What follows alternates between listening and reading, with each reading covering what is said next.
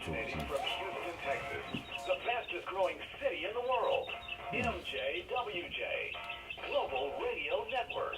Hello, world. This is Louise Hicks, your host of Aim to Purpose, and my co-host here, Kennon Wesley Mason. And happy Father's Day to all of you across the world. We're on location today here with one of the best fathers that I know, Detroit Flanagan, and his lovely wife, Trula Flanagan. And we're you're just gonna be so inspired with the show that we are giving you today. And also feel free to call in and speak with us this morning with your comments, your questions at 1-800-970-8716. And good morning to Detroit. How are you and Trula today, Miss Flanagan? Good morning. Good morning. And let me share a little bit with you about the show. We're coming to you live today. And it's Father's Day, as we mentioned, my co-host here. And Aim to Purpose is all about inspiration and inspiring you to be the best that you can be and to help you to find your purpose. We're about handling life skills and helping everyone to elevate themselves, because when we know that when we elevate each other, we also elevate ourselves. Now, I'm an author of this awesome book here, A Hill to Climb. And I want you to go out and get this book because it's very inspirational. I'm also a motivational speaker. And I'd like for my special guest, Detroit, to share a little bit about himself in a minute. But let me introduce you and let Kennon Mason, my co-host, share a little bit about himself. Well, I want to say hello to everyone that's listening around the world. And for me, this is a special occasion because I'm a father-to-be. And so I'm going to have some information given to me that will move me forward in fatherhood. All right. So come next month, I will be a father. So this is a special occasion that I can ask you some questions about fatherhood and some advice that you can give to me. So this is special for me. Congratulations. Thank you. Congratulations Thank indeed. you. Yes. Thank you. And as I said, Mr. Flanagan is one of the best fathers I know. So share a little bit with us about who you are. Hi, well, I'm Detroit Flanagan, almost a native of Los Angeles. Did all my schooling here. Where do I begin? Inner city kid, Watts, grew up in Watts, 103rd right off Central, went to Fremont High School, Gompers Junior High, 99th Street School, local product. Played basketball during high school and college, scholarship and math major, got a math degree from Loyola. And then went in the Air Force for 4 years. I came out as a captain, a munitions officer is what I was. And I went, shortly after that, I went into insurance sales, where I stayed for 23 years. 8 of those as a sales manager, training and hiring salesmen. Then after that, I ran a nonprofit at Audubon Middle School, the LA Sports Academy, which was a fabulous place to be, 216 6th, 7th, and 8th grade kids. And so it was just a wonderful experience. And so after that, retired from teaching recently, and now I'm a substitute teacher for the parolee school system. So I work with youngsters and grown-ups who have recently been released from prison, who some are drug addicted, and so we have a program that I substitute teach with them. And the others are short on their math and their science, and math and their reading, I should say. And so we work with them on that. And been married to this lovely lady for 50 years. High school sweethearts, met her at Fremont High School, and she was cheerleader and I played basketball, and so she's managed to raise me pretty well over the years. And so that's about my claim to fame. And we have 2 fabulous daughters, I should say. I got to mention them, and they're doing extremely well, so we're very proud of them. And that's pretty much it. Absolutely. I told you I had a dynamic father here this today on Father's Day, and we are coming from you live from sunny Southern California. And Detroit, let's hone in here about our topic today, which is Color Him Father. I know back in 1969, I used to walk around singing this song by the Winstons, Color Him Father. Now, I'm not a singer, but that just struck, and it stuck with me. And I just want to talk about what that means, because color him father, that's a label that this young man that was singing this song had put on what it is to be a father. Now, what is your perception of the role of a father? Wow. Well, fathers have, I think, many roles, as do mothers. Of course, provider is at the top of the list. We have to be able to do that, provide adequately for our families. We need to be role models for our children as well as the children that we associate with at our churches or schools or wherever we might be. That's important. We've got to be the protector of our family and looking out for them, trying to make sure that we teach them about the pitfalls that are ahead. And so that becomes an important one as well. Guidance counselor, I mean, we have to have an ear to listen when our children need to have somewhere to vent. Because sometimes, depending on whether it's a male or female child, they will have an affinity for one or the other of the parents. And so usually it's the moms that are better listeners than we are. We're very busy sometimes, and we don't have that patience to kind of slow down and actually pay attention to what's being said to us. And so that's an important aspect of being a father. Other than that, I think it's just being a nurturer as well, as much as everyone has their own ability to nurture. And it depends a lot on how much nurturing we received. And so to the extent that we can, though, we need to try to give a warmth to a man as opposed to a female. The women, it seems like it comes natural to a lot of them, not all.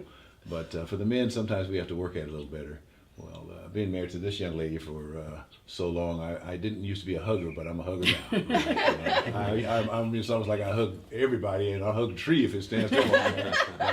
Hugging is Well, important. from what you're saying, she has educated you well, huh? Absolutely. And that's part of what we're talking about here, because Aim to Purpose is all about aspiration, inspiration, motivation, edification, and determination to pursuing urgently realistic potential opportunities successfully envisioned. And that's what the acronym is for Aim to Purpose. And we know that God put us here on the planet for a purpose. And you mentioned something about we listen to what we know, and we are a product pretty much of what our environment is. And you and your wife raising two lovely daughters, and we know that we all have different personalities. How do you discipline or raise these children with different personalities? What advice would you give other fathers to help them to hone their skills in raising children with diverse personalities? Because we know we are all unique. That's a great question. All the children are different, and the way we respond to them is different. Our two daughters, though they're very similar, are very different. And the raising and working and interacting with them took some different tactics. Sometimes you have a child who's very parent-oriented, easily motivated, and just have a real affinity for the parents. And most anything you say to them, they will pay attention and respond positively to. And then sometimes we have one that kind of has their own path, has their own mind, and we have to adjust where we are to who they are, because we're in a better position to do the adjusting than they are, because they're young. They're still green, so they don't know how to do what we should be able to know how to do. So I think it's just a matter of taking them where they are, and then trying to work with what you have to work with. It's like a coach. A good parent is a good coach, because a coach is going to try to bring out the best of each of the players, and he recognizes that they don't all play the same position, and they can't motivate them all the same way. So it's kind of a quest for understanding of our children, so that we recognize what it takes to motivate one versus what it takes to motivate another. Sometimes a word is enough. Sometimes a strong look is enough. Right. Sometimes it's not enough. Right. And when it's not enough, then we have to be able and willing to take it to the next step, whatever step that would be. So true. It depends on the child, and you're so right. So what we're going to do, we're going to come back and we're going to ask you a few other questions. We're going to allow my co-host Kennon to hone in, because we're going to take a commercial break, and we'll be right back on the Feel Good Talk Radio, coming to you live here in Los Angeles, California, in the Feel Good Radio Network, our sponsors out of Houston, Texas.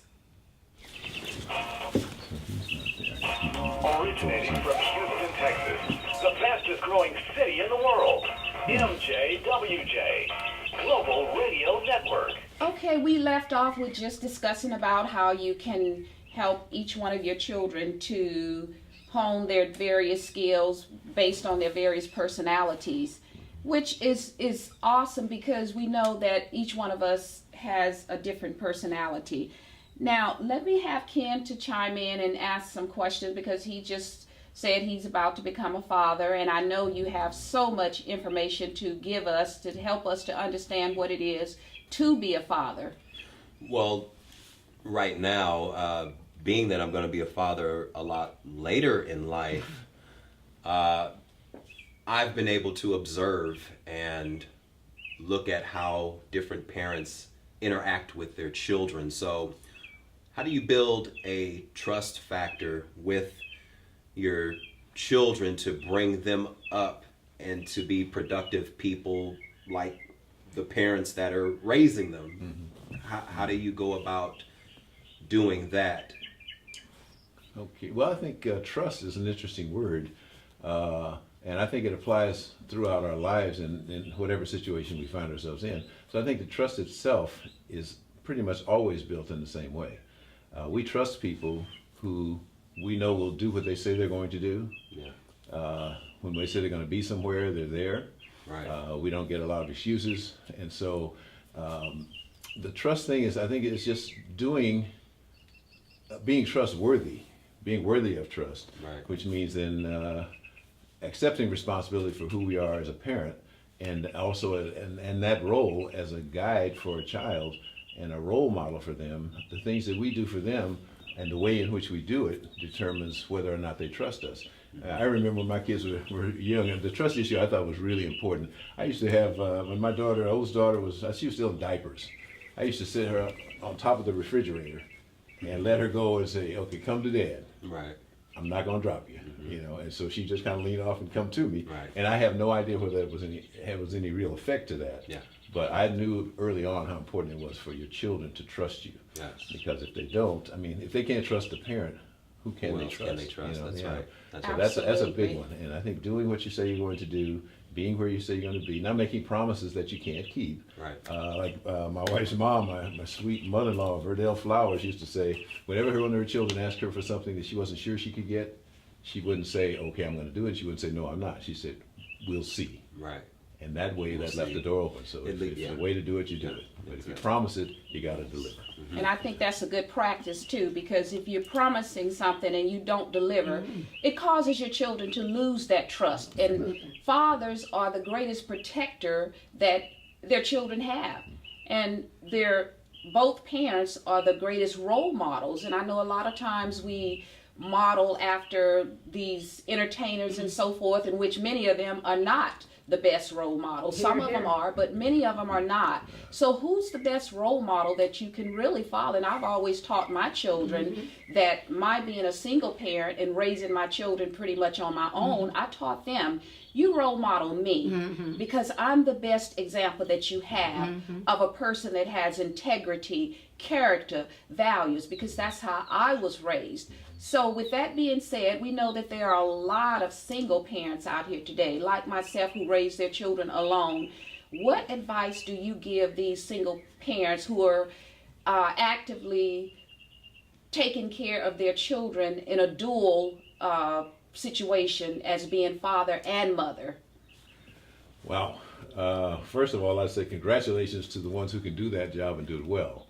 That takes a lot, because you're really taking the place of two people who bring different aspects of life to a relationship and to their children. So I think some exposure sometimes is a big factor. You need to be a very strong person. Of course, women are stronger than men anyway, so you got a head start on that one.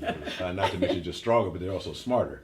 And I think God knew what he was doing, because he knew that's the one who's going to raise the children if it was just one person. And so that's a big factor. So you have that woman's intuition thing. You have something more than just the man has. We're kind of one-dimensional, one-sided. You guys have some of the male side, some of the female side, and I think that comes into play. But I think you have to also try to find those experiences instead of not only just yourself being that role model. Expose the child to other men, perhaps at church, or uncles or aunts, or uncles rather, or cousins, others who would be good role models for them. And so by doing that, because so many times our children pick up a lot from other people, Right. then when we don't know they're picking it up. So it's important we control their environment, because that's where they're growing up. They're in our midst and they're growing up there, but every time they're not with us, they're with somebody else. And so when we monitor that, we put them in a better position to see both sides of a picture that we can only provide one side for. Excellent advice, because I know in my situation, that's what I did. I exposed my kids to role models that had value to add to them, because we know often there are role models that don't add value, and that's where a lot of single parents particularly go wrong, because they're introducing their kids to people that add no value to their life except for negative value, and that is really not healthy for the child or the parent for that matter. And it's just awesome to be speaking to you, who someone that's been married for 50 years, has raised 2 lovely daughters who have their own families now and careers of their own. Now, let me ask you something. I saw this on Facebook. This lady had mentioned that she had put her father's picture on Facebook. He's passed away now. And she said, Papa was a Rolling Stone. And that was troubling to me to a certain extent, because I know there are so many children out here now, adults and minor children, who don't have that positive role model like you are, to other children now, as a teacher, as a mentor, and raising your own children. What advice can you give to help those fathers to reconcile, the ones that are still alive, reconcile within themselves as well as their adult children or their minor children if they still have them?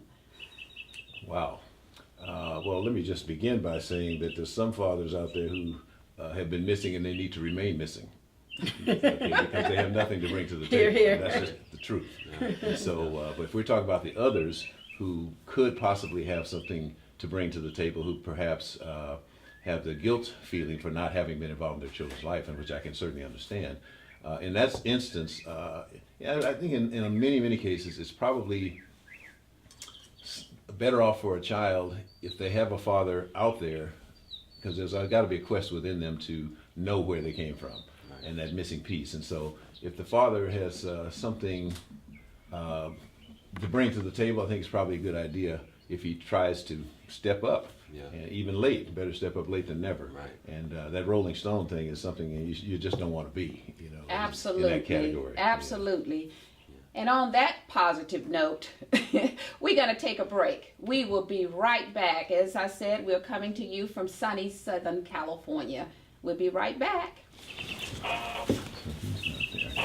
Originating from Houston, Texas, the fastest growing city in the world, MJWJ, Global Radio Network. Hello world, and happy Father's Day once again, and we're back. And when we left off, we were talking about how fathers can reconcile themselves if they have been, quote unquote, a Rolling Stone. Papa was a Rolling Stone. I remember that song. And Mr. Flanagan is also a grandfather, and he mentors children. Let's talk a little bit about mentoring, and we also want to talk about his new venture. In addition to the teaching, he's an author, he's a poet. I mean, this man is just dynamic. He's done so many awesome, wonderful things. Now, tell us how men like yourself who have raised your children, now you have grandsons. I believe you said you have 6. Yes. And you're also a mentor. What can these fathers like yourself do to expand themselves and help mentor other children who don't have fathers or who may have a Rolling Stone as a father? Wow. Children, to me, they're like almost a blank sheet when they get here. They're not blank. They bring their own individual idiosyncrasies and personalities. But every one of us comes into this world, I think, with our self-esteem dial set at neutral. And so we can go either way depending on the nurturing we get from parents and relatives, siblings in particular. That begins to tell us who we are. So I think as we are able to get that positive feedback, the nurturing, the hugs, the kind words, all those types of things, that shapes a child. Right. And so what we do as mentoring, whenever you're mentoring anyone, is just a matter of trying to make them get a sense of value. And nothing's better than picking up at my church. If you up until age 8, I'm picking you up. Yeah. Okay, and I'm on the second generation now. I'm picking up the kids of the ones I picked up when they were. But I've been in this church for 53 years. I've been in a long time, so I watched the parents grow up and have children.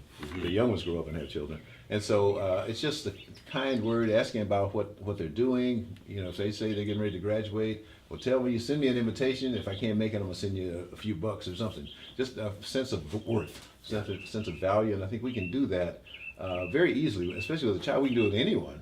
Just giving and respecting them as a person. Absolutely. And, with a kind word. Just a kind word. Absolutely. And children see that because they really watch us and they're so honest. They have a lot of integrity because they are innocent. Yes.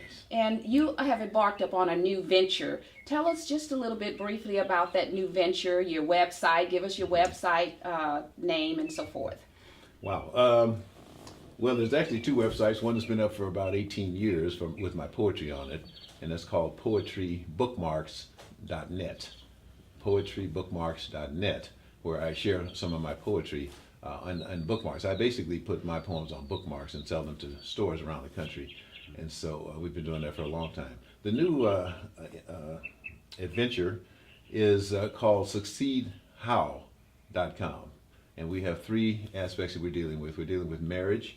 After 50 years with this beautiful woman, I've learned a lot, and so I can share some things that she's taught me and some things that I've learned along the way. And I've done seminars on marriage, on parenting, and on relationships. And so those are the kinds of things that I'm dealing with on the website. Succeed How covers basically 3 aspects. It's marriage, it's parenting, and it's self-development. Because to me, you can't be a good marriage partner or a good parent unless you're working on yourself to be a better person. Right. Because as parents, we can't give our children anything that we don't have. So we have to keep putting good stuff into ourselves so we have something to pour out to them. That's right. Because so many of our children, because parents are not into personal development, are drinking from an empty well. Parents don't have anything to give, and so the child has to find it somewhere else, or they end up in pretty bad shape. Right. I like that, drinking from an empty well. And so many children are really drinking from an empty well, and that is sad. And that's why you're the best father I know. And that's why I wanted you on the show today, because you really have colored him father. And I appreciate that. Now you have a poem, speaking of poetry, and you mentioned about the 50 years, and you've been doing so many things for all these years, and you and your lovely wife don't look more than the years you've already spoken of. So share this poem with us, because it's a beautiful poem. It's called The Father's Love, and it goes like this. A father's love is special, his counsel wise and true, his guidance full of lessons on life and what to do. The longer I keep living, the more I understand the challenges a father has. He's got to be a man. And Dad, you've given all you have, and sometimes even more. You taught me courage under fire. What kid could ask for more? You set a good example. You stood your ground with me. You led me through my growing days, and now I finally see. So I just want to say to you, while you're alive to hear, time has shown me you were right. Life has made that clear. So thank you, Dad, for patience and your modeling for me, the kind of life to emulate, to be all I can be. That's a father's love. A father's love. That was beautiful. Thank you. We have a few minutes left here, so let's have Miss Flanagan, the lovely Miss Flanagan, just to say a couple of words about your husband, the father, and your lovely daughters.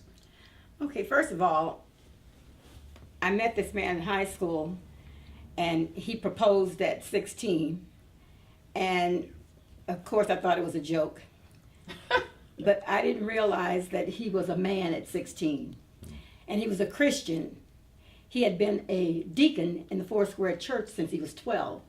So although he was an honor student and a basketball star in high school, he was not like the other guys. He had God's hand on him. And I came to realize this as we went through high school together. And that set him apart. He was a caring, nurturing person, and he still is. And he said it makes him special. And indeed, he is special. And we'll have a final word from Kennon, and then we're gonna close out. Well, I like your poem, and going back to self-discipline. Self-discipline will project to the child to have the self-esteem. And self-esteem is something that all children have to have from their fathers. I think a lot of fathers get a bad rap for some of the errors that they make in life, but self-discipline can make them better as they move forward. So I just like the fact that you have a positive dynamic on fatherhood. So I want to thank you for sharing your story with us today. My pleasure. Thank My you. pleasure. And I'd like to wrap up by saying thank you for allowing us to come into your lovely home. I'd like to wish everyone a happy Father's Day again. And I'd like to thank our sponsor, MJWJ Talk Radio Network out of Houston, Texas. And to our videographer here today, Tracy Walker, videomakersworld.com. And to all of the wonderful fathers around the world, remember, and everyone, remember, your power lies within you. Let it loose. This is Louise Hicks from Aim to Purpose with my co-host, Kennon Wesley Mason. And have a great Father's Day. Thank you. Thank you. Originating from Houston, Texas, the fastest growing city in the world, MJWJ